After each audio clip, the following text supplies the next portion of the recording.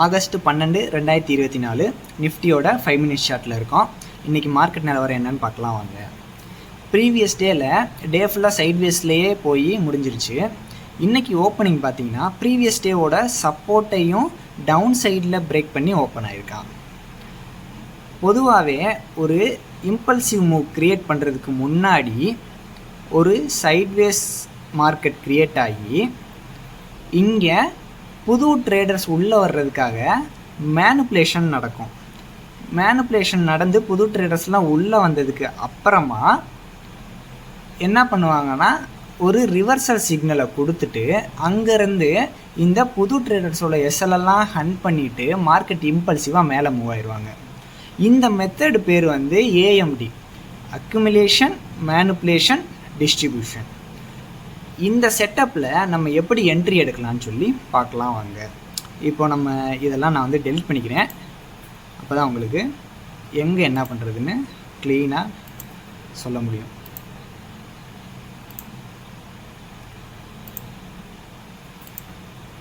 Previous டேயில் சைட்வேஸ்லேயே முடிஞ்சிருச்சு.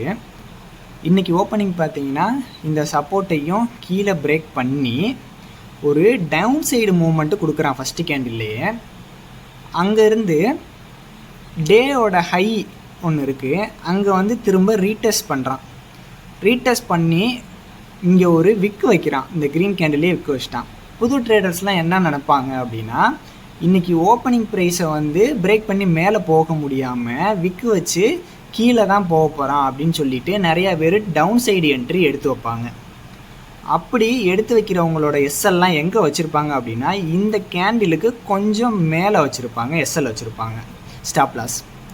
இப்போது மார்க்கெட் கீழே வர்ற மாதிரி கொஞ்சம் தூரம் வந்துட்டு அந்த இடத்துல ஒரு ரிவர்சல் சிக்னல் கொடுத்துருக்கான். பார்த்தீங்கன்னா இந்த ஸ்ட்ராங்கான ரெட் கேண்டில் பாருங்கள், அதுக்கப்புறம் இந்த விக்கு இருக்கிற ரெட் கேண்டில் பாருங்கள், அதுக்கப்புறம் இந்த ஸ்ட்ராங்கான க்ரீன் கேண்டில் பாருங்கள். இது மூணையும் சேர்த்து பார்த்தீங்கன்னா இது ஒரு மார்னிங் ஸ்டார் பேட்டர்ன். நீங்கள் கேண்டில்ஸ்டிக்ஸ் பேட்டர்ன் போட்டு பார்த்தீங்கன்னா வரும். மார்னிங் ஸ்டார் பேட்டர்ன் கொடுத்துருக்கான். அதுவும் மார்னிங் ஸ்டார் பேட்டர்ன் எந்த இடத்துல கொடுத்துருக்கான்னு பார்த்தீங்கன்னா ரொம்ப இன்ட்ரெஸ்டிங்காக இருக்கும்.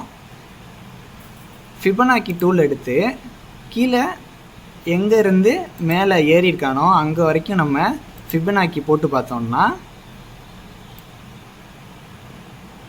கரெக்டாக இந்த மார்னிங் ஸ்டார் எங்கே கொடுத்துருக்கான்னா 0.5லேருந்து 0.618 ரேஞ்சில் கொடுத்துருக்கான். நான் கொஞ்சம் லைட்டாக நகர்த்தி வைக்கிறேன், அப்போ உங்களுக்கு தெரியும்.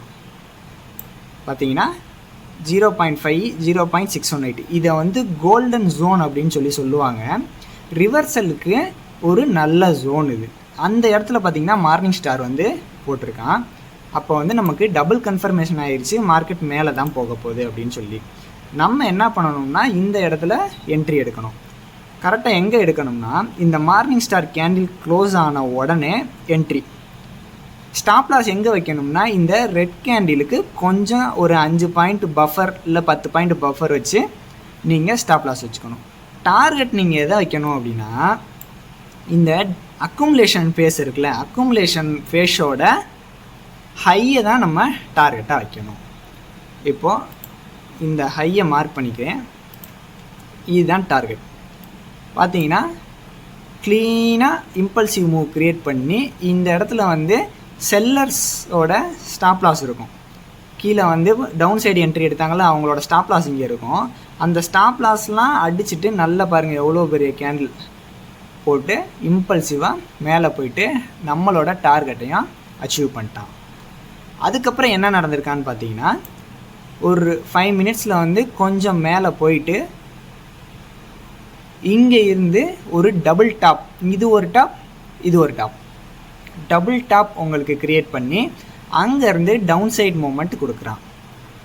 இதில் நம்ம என்ட்ரி எடுக்கலாமான்னு கேட்டிங்கன்னா நீங்கள் ஒரு 50 பாயிண்ட் மட்டும் பிடிச்சா போதும் அப்படின்னு மனசில் நினச்சிருக்கீங்கன்னா இந்த இடத்துல நீங்கள் என்ட்ரி எடுத்துக்கலாம். நம்மளோட டார்கெட் ஃபுல்லாமே இந்த மாதிரி இம்பல்சிவ் மூவ் கேட்ச் பண்ணுறது தான் பெட்டராக இருக்கும். ஏன்னா ஒரு லாட் 2 லாட் வச்சு பண்ணுறீங்க அப்படின்னா இந்த மாதிரி இம்பல்சிவ் மூவை நீங்கள் கேட்ச் பண்ண ட்ரை பண்ணிங்கன்னா தான் உங்களுக்கு ரீசனபிளான ப்ராஃபிட் இருக்கும். இங்கே டபுள் டாப் பேட்டர்ன் போட்டதுக்கு அப்புறமா இந்த டபுள் டாப்போட நெக்லைன் பார்த்தீங்கன்னா இதுதான் நெக்லைன். நெக்லைனை பிரேக் பண்ணுறான், இங்கே என்ட்ரி எடுத்துருவீங்க. எஸ்எல் வந்து இந்த டபுள் டாப்போட மேலே வச்சுருப்பீங்க. உங்களோட டார்கெட் எங்கே வைக்கணும் அப்படின்னா, இந்த இடத்துல ஒரு சப்போர்ட் இருக்குல்ல, ஆக்சுவலாக ப்ரீவியஸ் டேவோட ரெசிஸ்டன்ஸ் வந்து இந்த இடத்துல சப்போர்ட்டாக மாறி இருக்கும். அந்த இடத்துல வந்து நீங்கள் டார்கெட்டை ஃபிக்ஸ் பண்ணி எக்ஸிட் ஆகிடணும். ஒரு 40 பாயிண்ட் 50 பாயிண்ட் பிடிச்சா போதும் அப்படின்னா. அதுக்கப்புறமா என்ன ஆயிருக்குன்னு பார்த்தீங்கன்னா, இங்கே சப்போர்ட் எடுத்து மேலே புஷ் பண்ணுறதுக்காக ட்ரை பண்ணியிருக்காங்க. இது ஒரு பாட்டம், இது ஒரு பாட்டம், டபுள் பாட்டம் வந்து க்ரியேட் பண்ணி மேலே புஷ் பண்ணுறதுக்காக ட்ரை பண்ணியிருக்காங்க. ஆனால் பையர்ஸ்க்கு வந்து அவ்வளோ ஸ்ட்ரென்த் இல்லை. இப்போ இது வந்து ஒரு சேனல் பேட்டர்ன் மாதிரி க்ரியேட் ஆகிருக்கு. இந்த சேனலோட ஹையை தொட்டு அங்கே ஒரு ரிவர்சல் சிக்னல் கொடுத்துருக்கான். இங்கே ஒரு ஈவினிங் ஸ்டார் வந்து இங்கே க்ரியேட் ஆகிருக்கு. இந்த ஈவினிங் ஸ்டாரோட எண்டில் ஒரு என்ட்ரி போடலாம். டார்கெட் எதை வைக்கலான்னு பார்த்தீங்கன்னா, இந்த சேனலோட லோ கரெக்டாக பார்த்தீங்கன்னா கொஞ்சம் நேரம் அப்படியே போயிட்டு சேனலோட லோவை ரீச் பண்ணிட்டா நம்மளோட டார்கெட் அச்சீவ் ஆயிடுச்சு. இன்றைக்கி டே வந்து ஒரு பேரிஷ் சேனல் போய் முடிஞ்சிருச்சு.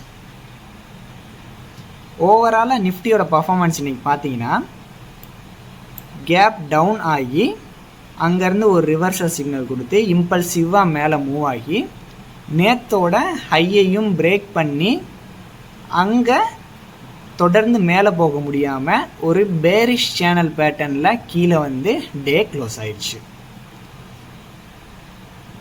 இந்த மாதிரி அக்குமுலேஷன், மேனிப்புலேஷன், டிஸ்ட்ரிபியூஷன் இந்த ஃபேஸ் வந்துச்சு அப்படின்னா உங்களுக்கு அதிக லாபம் கிடைக்கிறதுக்கு வாய்ப்பு இருக்குது. பார்த்தீங்கன்னா இந்த இடத்துல என்ட்ரி போட்டிருந்தீங்கன்னா 244 இந்த இடத்துல என்ட்ரி போட்டிருப்பீங்க. எஸ்எல் பார்த்தீங்கன்னா இது கீழே வச்சுருப்பீங்க. அங்கேருந்து பார்த்தீங்கன்னா ஒரு 30 பாயிண்ட் எஸ்எல்லு. நம்ம எப்பயுமே 20 பாயிண்ட் தான் வைப்போம். இந்த இடத்துல 30 பாயிண்ட் வைக்கிற மாதிரி வருது. ஆனால் உங்களோட டார்கெட் பார்த்தீங்கன்னா அதிகம். இங்கே வரைக்கும் 420 கொஞ்சம் நம்ம வந்து மேலே தான் வைப்போம் டார்கெட் எப்பயுமே. 440ன்னு வச்சிங்கன்னா ஒரு 200 பாயிண்ட் உங்களுக்கு டார்கெட்டு. 30 பாயிண்ட் எஸ்எல்ல 200 பாயிண்ட் வந்து நீங்கள் டார்கெட் அச்சீவ் பண்ணிடலாம். இது வந்து இப்போ அப்சைடுக்கு இந்த மாதிரி அக்குமுலேஷன், மேனிப்புலேஷன், டிஸ்ட்ரிபியூஷன் வந்திருக்கு. இதே மாதிரியே டவுன் சைடுக்கும் அக்குமுலேஷன், மேனிப்புலேஷன், டிஸ்ட்ரிபியூஷன் வரும். நம்ம அதை கரெக்டாக கெஸ் பண்ணி கரெக்டாக பிளான் பண்ணி என்ட்ரியும் எஸ்எல்லும் டார்கெட்டும் கரெக்டாக வச்சோம் அப்படின்னா ஒரு நல்ல ப்ராஃபிட் வந்து இந்த சிஸ்டமில் கிடைக்கும்.